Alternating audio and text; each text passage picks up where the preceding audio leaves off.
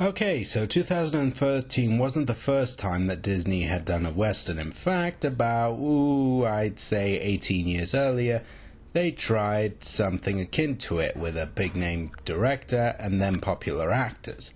Let's see how it turned out.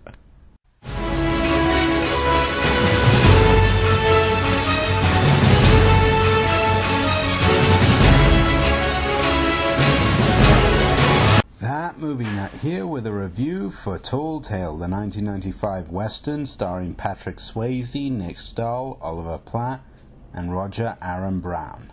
Set in the 1800s in Paradise Valley, the story centers on a boy named Daniel Hackett, who is the son of a farmer. Like most boys in his standing, he dreams of bigger things, but his father insists on having him keep his head below the clouds and working hard, and often telling the boy stories of famous legends like Pecos Bill, and keeping up various old traditions that Daniel becomes increasingly distant from. Before long, a land developer, Stiles, enters into the picture and begins buying up all the land in Paradise Valley. However, Daniel's father refuses to sell. And before long, Stiles starts to resort to more illicitous means, and eventually Daniel is at a loss as to what to do, with his own father being in great danger. As he ponders one day while sleeping in a boat on the nearby lake, he soon comes into contact with various legends that his father had told him about, such as Pecos Bill, Paul Bunyan, John Henry, and even Calamity Jane, who together help Daniel on his journey to help confront Stiles and save his farm. The cast all around do a fine job, with obvious props going to Swayze, Platt, and Brown as the tornado-riding cowboy, Pecos, the master lumberjack, Paul, and the super-strong ex-slave, John Henry, respectively. All of them are clearly having fun in the roles, and they all embrace the bigger-than-life characters they play. Swayze distancing himself from his more famous roles in films like Dirty Dancing with a much gruffer, rougher, tougher approach, sort of like Sam Elliott meets a John Wayne type of approach to the character, while Platt very much here, like in the Three Musketeers film from a few years earlier, gets to play the more comical of the trio and often spouts little one-liners and observations and remarks about the situation, and certainly brings a good dash of energy and charm to the surroundings.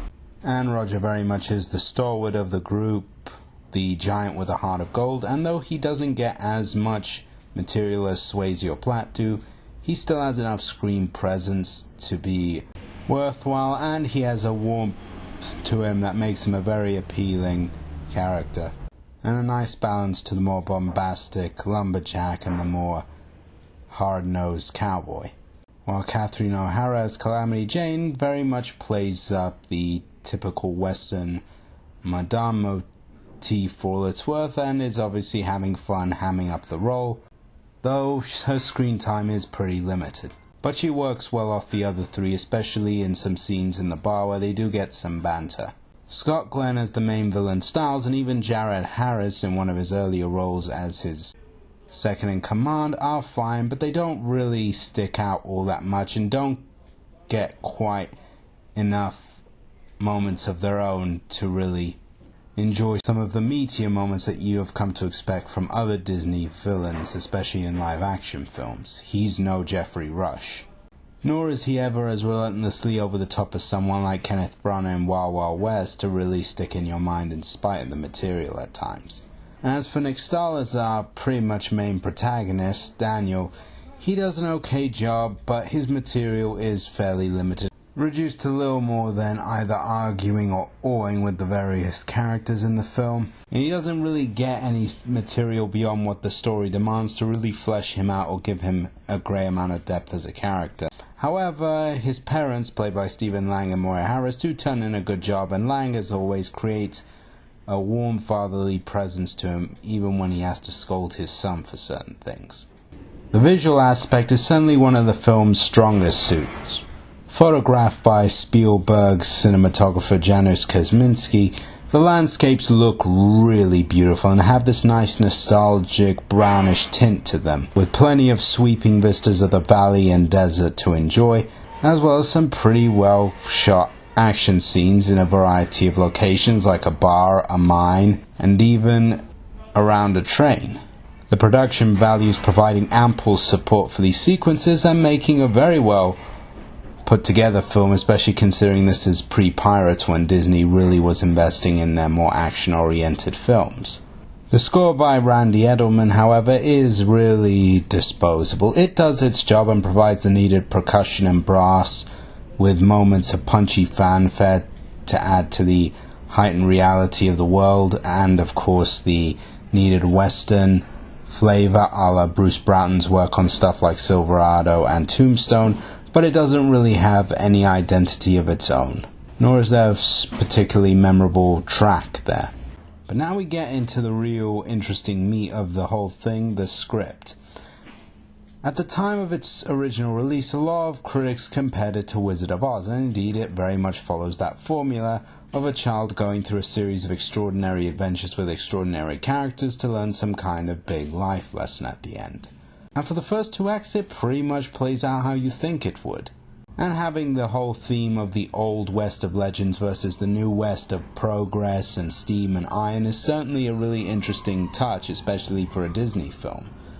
And certainly gives the film a little bit more grounding and meat than it probably would have otherwise had if it was just a straightforward western fable. And as hinted at, we do get to travel to a nice variety of locations around the Old West and get a nice mix of characters here to keep things moving at a steady enough pace, and certainly to entertain the younger viewers that the film is in part aimed at. However, it's in the 3rd act that the film, much like the train, comes to a screeching halt. Unfortunately, I won't spoil what exactly happens, but well, the character arc that Daniel goes through, much like Dorothy's, is cut in half and very much scrapped for a happy, tie everything in a bow ending. Even by Disney standards, it's very slapdash. He goes through the film learning all these lessons about responsibility and coming of age, and just being stronger in himself and being able to face up to his fears, and then, well, the 3rd act happens and all that is thrown aside just so we can get some cheap spectacle and some more cutesy moments from the legends involved. And it's really a shame because the way the film goes at that point into the 3rd act, you think, okay, it's going to ground itself back and he's going to have to very much man up and face his fears alone. And that's a good lesson to teach to kids, to very much be willing to take on your fears no matter how scary they may seem, and to try and be the better man at the end of it. That on paper is a really good lesson, but the film completely botches it because it chooses to throw that out the window just so it can have a happy ending and not upset all the kids who are probably watching it. It's really a shame because everything else in the film pretty much works well enough. There's enough dashes of humor here, just enough slick action scenes, and even plenty of nice scenery to keep things moving well enough, even if Chechik, who had previously done National Lampoon's Christmas Vacation and Benny and June, does sort of dip in and out of good pacing, with some points feeling a little bit slow and a little exposition heavy at points, especially in the 1st act in the valley, where we set up all the material with the developer and his schemes.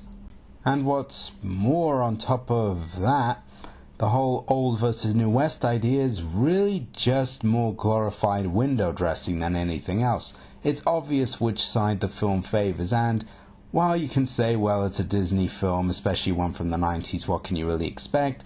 It's a real shame because the film could have had some real grounding. But of course, because it is that kind of film, the villains are cartooned up. As a result, whatever interesting dynamic and whatever might have made kids think a little bit more than they would have here, and maybe even get a little bit into the history of what happened at places like this where valleys and prairies were being taken over by land developers in that time period, is just thrown aside just for the sake of, well, a straightforward black and white. I'm not trying to hold the film to some high adult standard. It's obvious that it's just meant to be a light-hearted, fun family adventure. But there are just various little missteps, and then the big misstep in the last act that just botch the whole experience and don't make it as fun or as endearing as it should be. It's obvious that the film very much wants to have that Wizard of Oz-esque charm to it, but because it doesn't have the same conviction as that film did, it just never fully accomplishes what it sets out to do or what it wants to be. It throws its moral away, and it just sacrifices whatever interesting ground or ideas it might present to its young audience for the sake of just some cheap spectacle.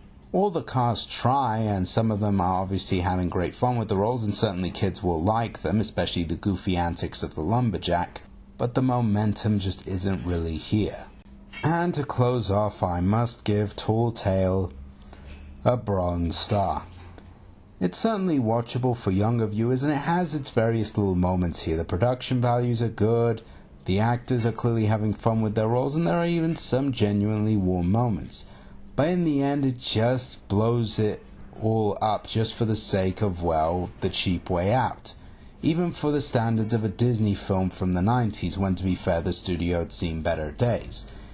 Because it throws away its moral and doesn't use any of its ideas to any real effect, it just ends up leaving it as, well, nothing more than just a cute little distraction.